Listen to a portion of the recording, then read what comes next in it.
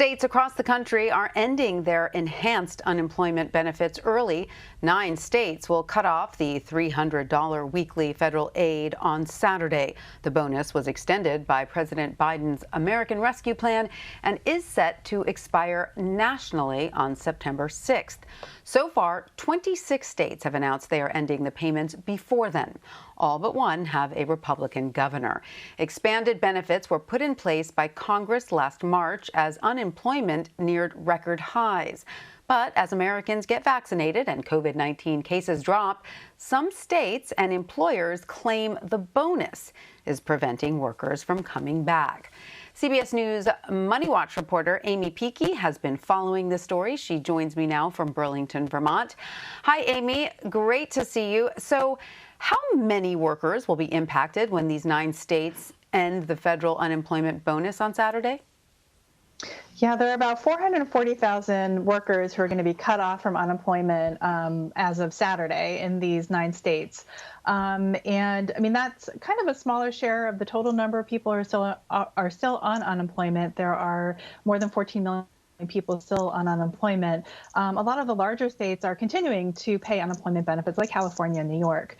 But 440,000 people, I mean, that's still significant. And, you know, for a lot of them, it's a bit of a shock. I mean, they were given 30 days notice by their governors, which I believe the governors had to provide that notice as of because of the law.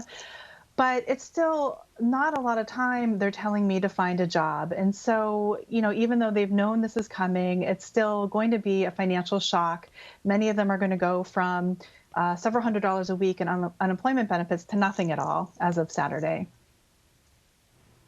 Wow. And, you know, as we said earlier, employers have been complaining that the bonus is preventing people from getting back to work. But you've spoken to many workers who say it's not that simple. What are these workers telling you about the challenges they face?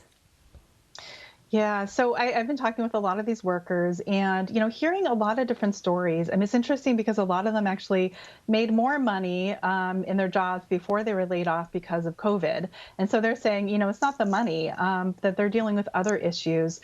Some are parents with young children and they're dealing with remote school. They're having trouble finding childcare.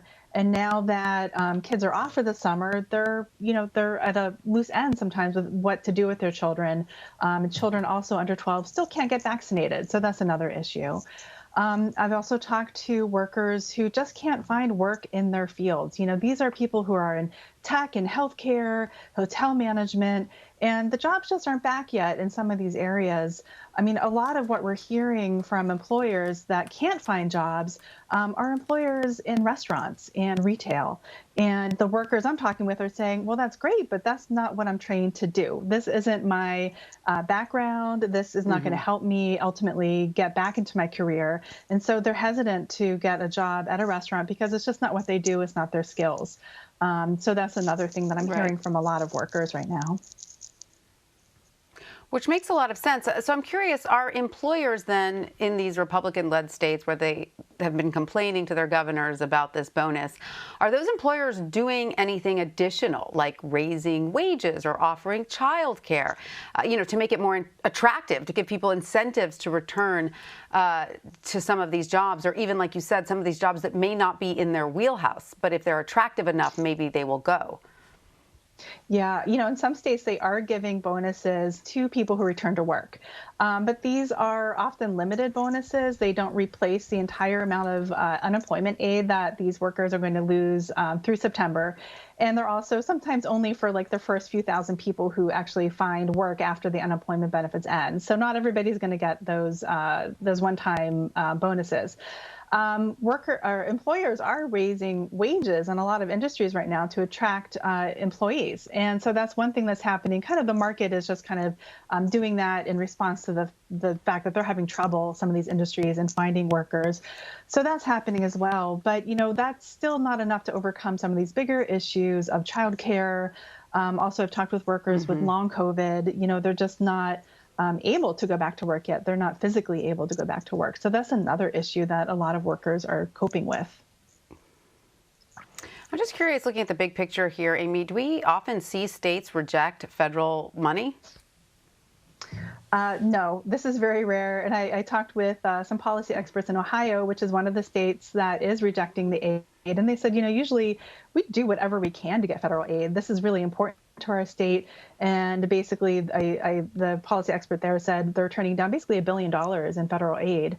Their view, these policy experts, their view is this will ultimately potentially harm the state because that's money that those out of work workers would have used to buy groceries, to pay their rent.